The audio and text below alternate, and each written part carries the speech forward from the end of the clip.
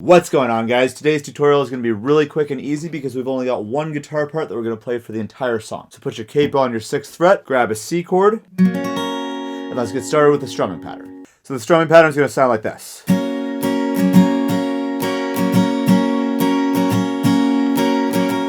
So slowing that down, that's going to be down, up, down, up, down, 1, 2, and 3, and 4. 1, 2, and 3, and 4.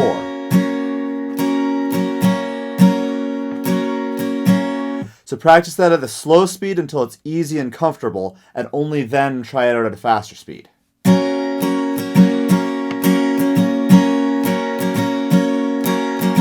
So once you have the strumming down, we're just going to add in the chord progression. So we're going to play that same strumming pattern on C 4 times, then A minor 4 times, then F twice, and you can play this F, the full F, or the simple F, whichever one you like the best.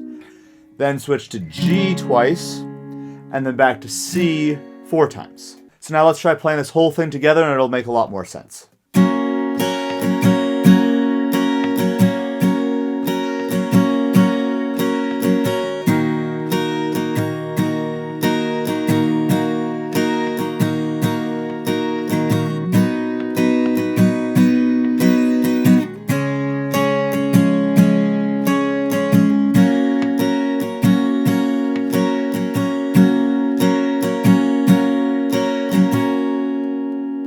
And that's the guitar part that you can play for the entire song.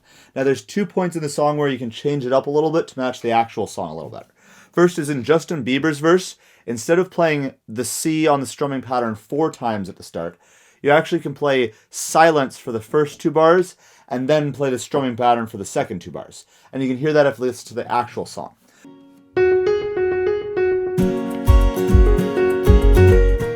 Also, at the end of Justin Bieber's pre-chorus, just before it goes into the chorus again, you do the same thing but in reverse. Instead of playing 2 bars of silence and then the strumming pattern for 2 bars, you play the strumming pattern for 2 bars and then silence for 2 bars. And that'll make a lot more sense if you watch the playthrough video that I'm going to play at the end of this tutorial. So then if you listen to the bridge, you can hear that in the actual song it's all percussive. So how we can replicate on the guitar is play the same strumming pattern we've been playing for the entire song, but instead of playing the chords, we can just play muted strums. So that would sound like this.